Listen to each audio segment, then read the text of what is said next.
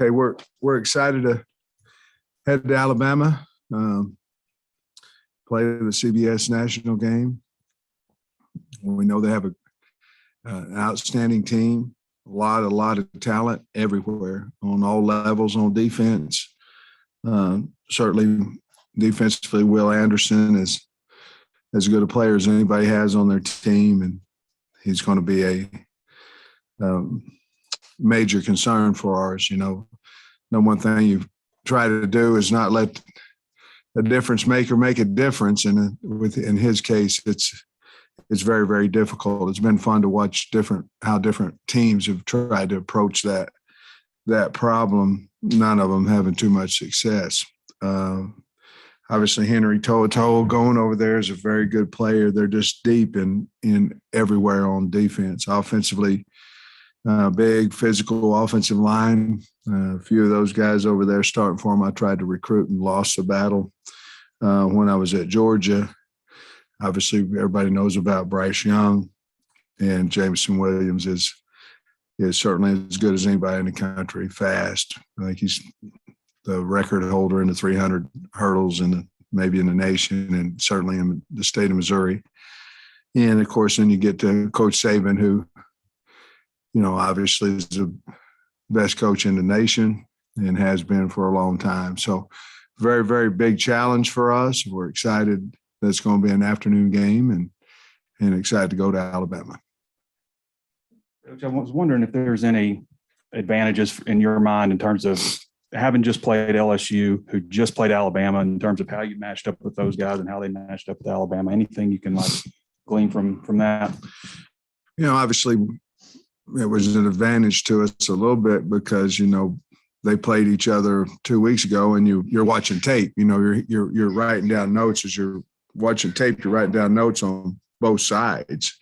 So part of that, maybe a little kickstart on. We got in at about 2:45 or so on Saturday night, so that probably helped, or Sunday early morning helped us a little bit. But just not a whole lot to answer your question. Anything on the film jump out to you that maybe you thought you saw something one way that the video turned out to show something different in the last game? No, not a lot.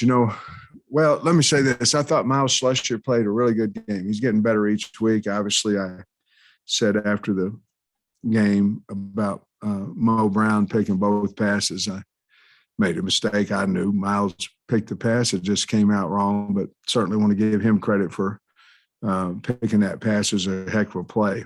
But he's playing really well. I thought John Ridgway played well defensively, but I think we're getting better in the secondary, but our linebackers were outstanding. I mean, they were everywhere, and all three of them, and they played really well. On the offensive side of the ball, I thought KJ Jefferson basically took the game over. I mean, there were so many times he could have been sacked, that we were having problems. We had an MA on one of our protections, 7-man protection. We set it the wrong direction and threw hot off the backside. So we fixed that. And then they were bringing, more than we could protect, which they had shown the week before. But they had dropped linebackers out the week before, and this week they kept them in. And it was just a little bit different. That they were more in the zone coverage at that point, and instead of totally cover zero. I think our wide receivers have to be much more aware of what's going on.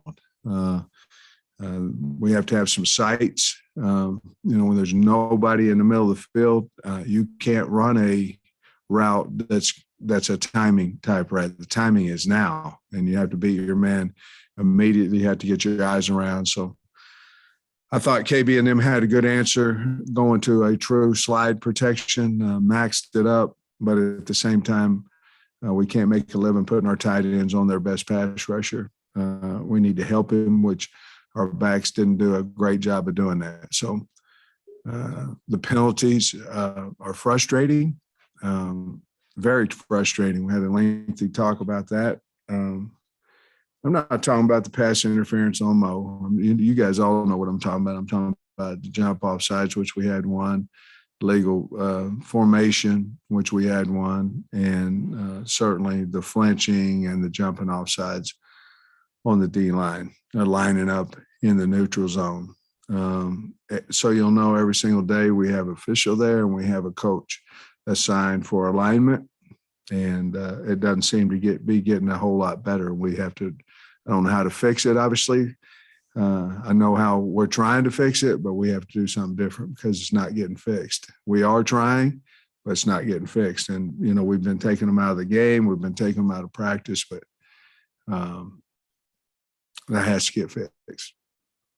Just a little bit about what I wanted to ask you. It's your blitz beaters. You have to go into a game with a package of blitz beaters, which we had. Right. And then, so what do you have to do better to make the plays work? And then do you expect Bama to maybe do more based on what they just saw? That's not truly their style. Bama's Bama, and they've beat people for a long time doing what they do. Certainly, they will look at what LSU did against us, obviously. They have some true zero stuff, Coach had it over at Georgia, and Mel brought it in as well. And when he was there, but it's a different style than what LSU was doing. Basically, we tried to run some screens off of that, and we just missed the linebackers. I mean, we had a screen out to, I believe it was Burks, and I mean, if we make 2 blocks out there, it's gone. But we didn't, and so our blocking in space has to get a lot better, whether that be an old lineman trying to pin a man-covered linebacker or whether that be out on the edge. We had gotten better, but we didn't play well. And you have to give LSU credit, too, for that, but we didn't play as well as we'd like to. Some of the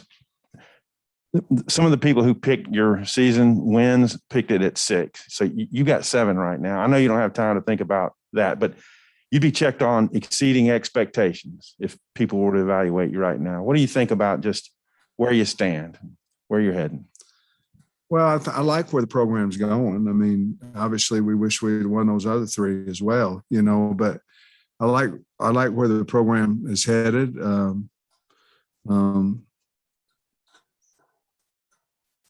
We play in SEC West, which, you got to man up on this side. There's not a game, that's easy over here. That most of the time is not somebody you're playing that's beating a top 25 team or 2 or 3, and in Mississippi State's case, 4. And so for us to go from no wins, into 2 or 1, I think we won 1 in 3 years, and to be competitive. It's not necessarily about the number of wins over what the expectation is. To me, it's about how you're playing. Is the team playing hard? Do you have a chance to win? Because sometimes the ball doesn't bounce your direction and you played a pretty good football game and you just lost at the end.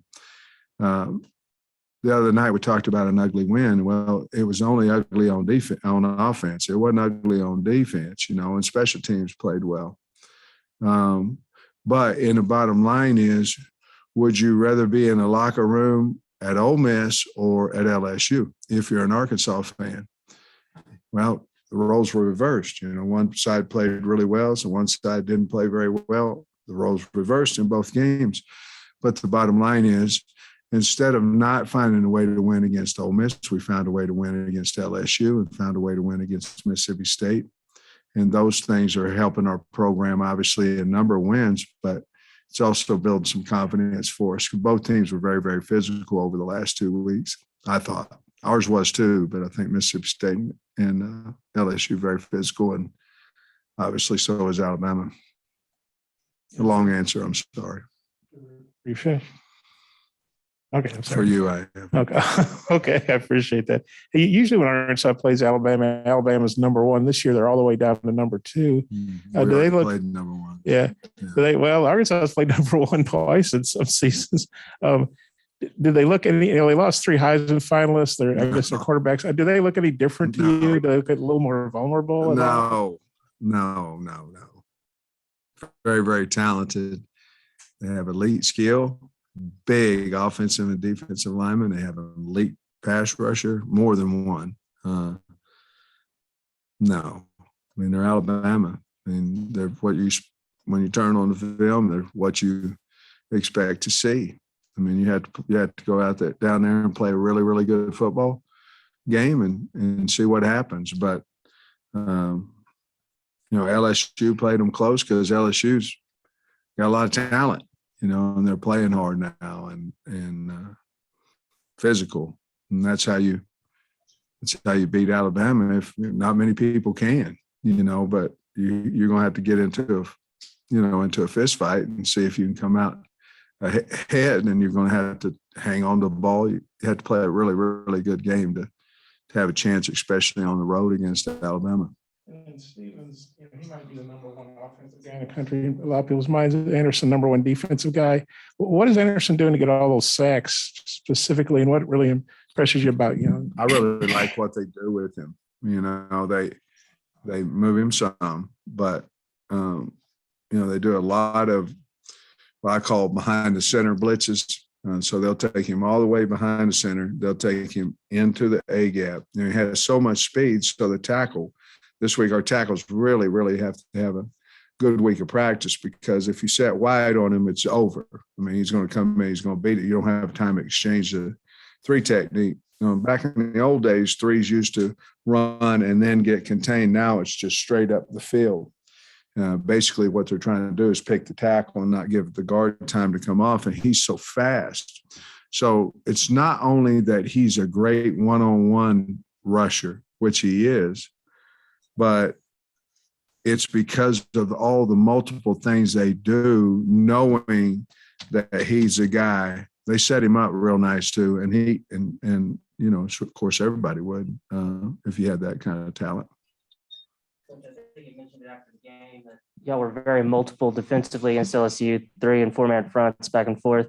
Was there something on film that y'all had seen that made you think that would work, or is that something maybe you could continue, the rest of the season? No, I think a lot of it is we felt, we had worked a lot of the man-to-man stuff in practice, and we felt like it's time to pressure. And pressure, most of the time when you pressure, unless you're a zone-type pressure team, which we're not, then you have to play man on the outside. And we just decided, hey, look, we're going to go to LSU.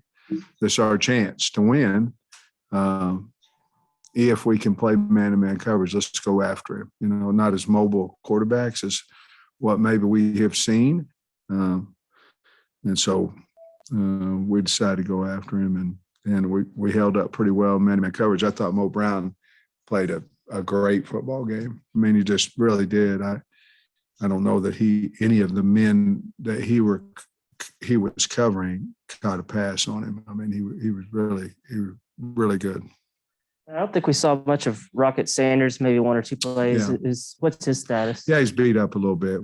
We put him in there for a screen, but again, that's the thing I was talking about before. We missed a linebacker, and you have to make guys pay. If they're going to go 0 on you, you have to make them pay. And KJ did, but it was after, he made guys miss and all that. But once you could make a team pay, they get out of that, but because you're giving up easy points. But we just weren't able to do that, which in other games this year we have. We've seen plenty of total this year, but we just weren't able to get open or to get able to protect it long enough. Really, it's been since like 2011 that most Arkansas teams going to Alabama just ain't got no chance. Do you feel the success you all have had maybe gives the team a little different attitude going into this game? Well, we have a chance. I mean, the number one thing, and I know it might be considered coach speak or whatever, the number one thing you have to do to go beat a team is believe you can do it. And, if you've got a whole plane full of guys that are going, man, when's this game over? you don't have a chance, and we all probably in high school or we all been on that team that goes, I wish we wouldn't have drawn this team. That's the number one thing. I'll go back to look at my first year here in 2013. And we got beat 50-0, I think, or something like that by Alabama. And then the next year we got beat by a point. Now, things happen and different things during the game, like all that. But the number one difference to me was we had a team full of guys that believed that they could win. And I think success of our program that we've had, or however you view it, whether it's been a lot or a little bit or some or none, our kids, it's helped them confident-wise. They're going in there, hey, we've beaten some, pretty good teams this year, and we know how good Alabama is, but it gives us confidence that we can go in there and play well.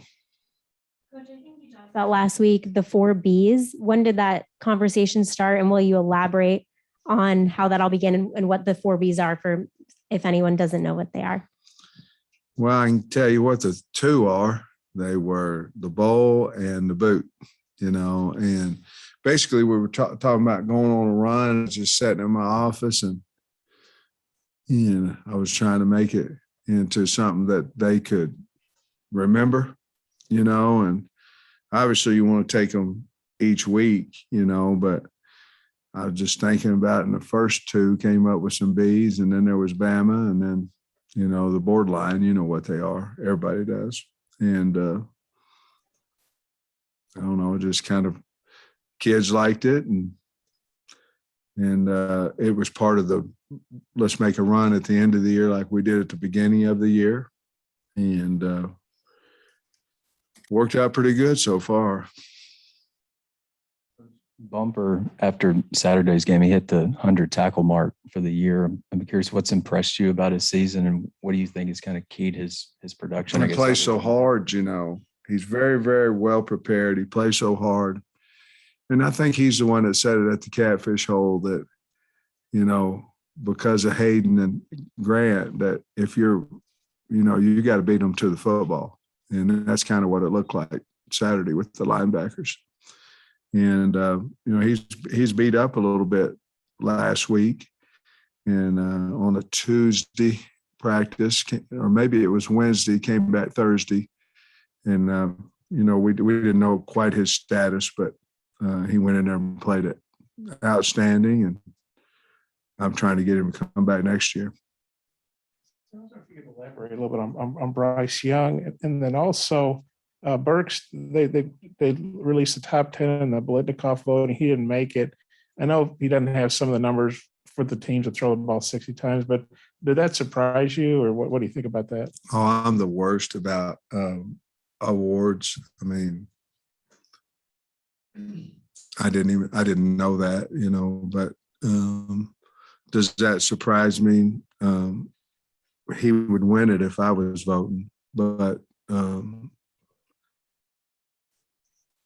not really. I don't know where he would match up statistic wise. There's a lot of stats out there, and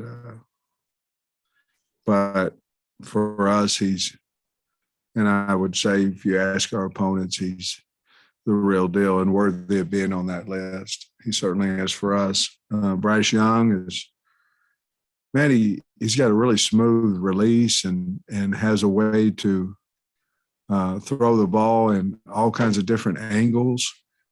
Throws a great long ball. Obviously, he's got Mechie and Williams out there. You got guys to throw it to, and Bolden, but he's a elusive runner. Just a really good player. Very accurate, and can throw touch passes hard, long ball, and he's elusive in the pocket. Brody made the trip. What's his status? And then what did you think of Bryce Stevens handling the punt return duties?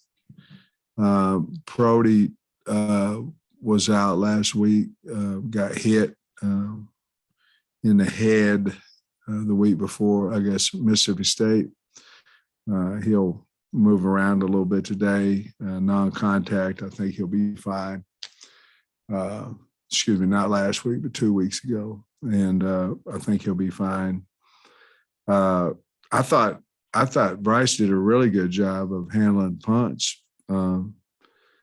He had a chance if he took another left on the one return, he'd still be running, but I thought he did a really good job of handling that. I mean, could you imagine, that was only his third game to even play, and going there in that atmosphere, and you're going back there, it's probably a lonely situation back there, but he did a great job and had some nice returns. And one I remember vividly over 20 yards, and I was real proud of him. And again, it's one thing to go back there if you've been playing all year, but he hadn't. We felt very comfortable that he could catch the football, and obviously, won the state in 100, so we know he's got speed. We talked a little bit last week with LSU about them maybe being worn out after Alabama. What does playing a team like Alabama this kind of late in the year, does that matter at all? Is there anything particularly good or bad about that? I don't know what the good would be.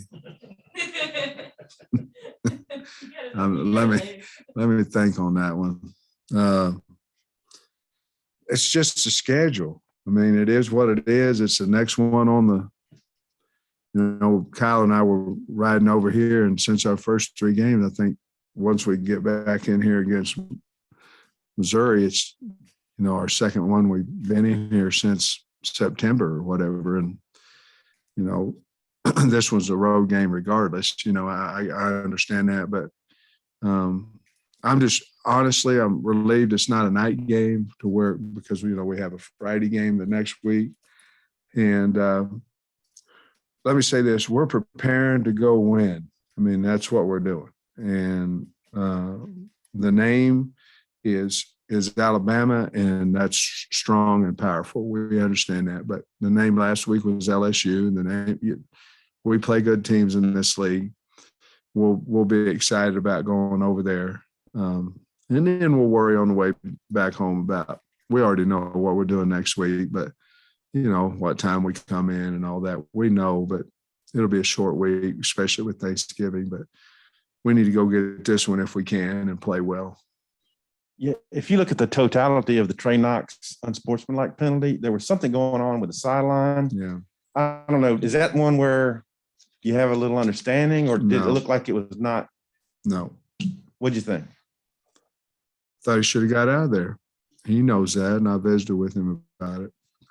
No, that's why we don't talk to each other at practice. That's why all this does is get penalties. And he knows that too, and he'd tell you the same thing. So the golden boot spent yesterday on the floor. Where does it go now? Is there a place for it? Yeah, there's a place over there. We already have the Southwest Classic trophy, and we're going to move one of the other ones that was in there and put the boot right next to it and just play it for a year at least. Hey, Sam, I guess it's been more than 20 years since the Arkansas men's basketball team and the football team were ranked in the AP poll in the same week, and they're ranked. You're obviously back in the poll. I know you and Eric seem pretty close. Just wonder what you thought about that, the two sports both being ranked. Same time. Well, I think it's pretty good for Arkansas. I don't know. I think they were preseason 16 or whatever, and I don't know how often the polls come out for basketball, but they seem to be doing really well. I'm so apologetic because I really haven't followed the basketball team much to this point. I will when we get done, but it's a pretty good deal for both of us to be recognized nationally. And then somebody that's smarter than me posted this, but I think there's still 5 West teams that mathematically can win. Obviously, you guys got to beat Alabama and make that happen. If they win, they clinch. But what do you think about still being in the title mix with 2 games left? That hadn't happened to Arkansas in a really long time. Yeah, what's hard in I've said it. I keep saying in this league because I shouldn't say it anymore because I've always said we belong in the SEC West, so I need to quit saying that.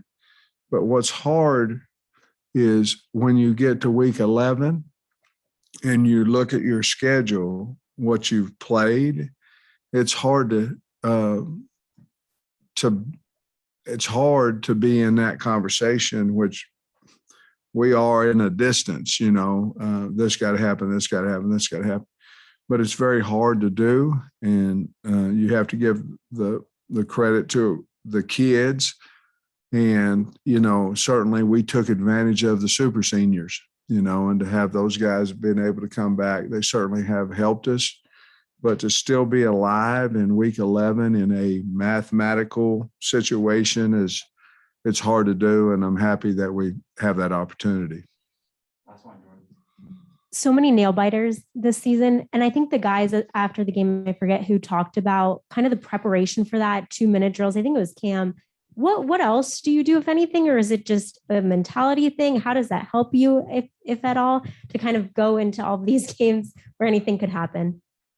I think it's the calm and the belief in the locker room, to be honest with you. And it goes to practice and all those things. But I think it's the presence of, we believe in whatever situation that we're in, that we will find a way to win it. And sometimes you do and sometimes you don't. But I know you won't if you're not prepared. And most of that happens, honestly, to me, in the mind. Now you have to do 2 minutes, you have to do 4 minutes, which, you're trying to get first downs and not give it back to them. Obviously, you have to have some type of overtime, what you're going to do in there. And, so I think you have to prepare them there. But I think a lot of it is just the mind and the belief, and we're in this situation. But we told them when we went to LSU, we're going to win, nothing else. We went to the movies and all that, but the bottom line is we were going to win. And so if you keep talking about that, at the end of the day, I think they start believing, hey, we'll just find a way here. And like I said, it wasn't exactly pretty on offense, which, LSU did the same thing. I mean, they're a good defensive football team. We have to play better. But to answer your question, I think a lot of it, we do practice it, but we talk a lot about it as well. Thanks, Greg. Thanks, everybody.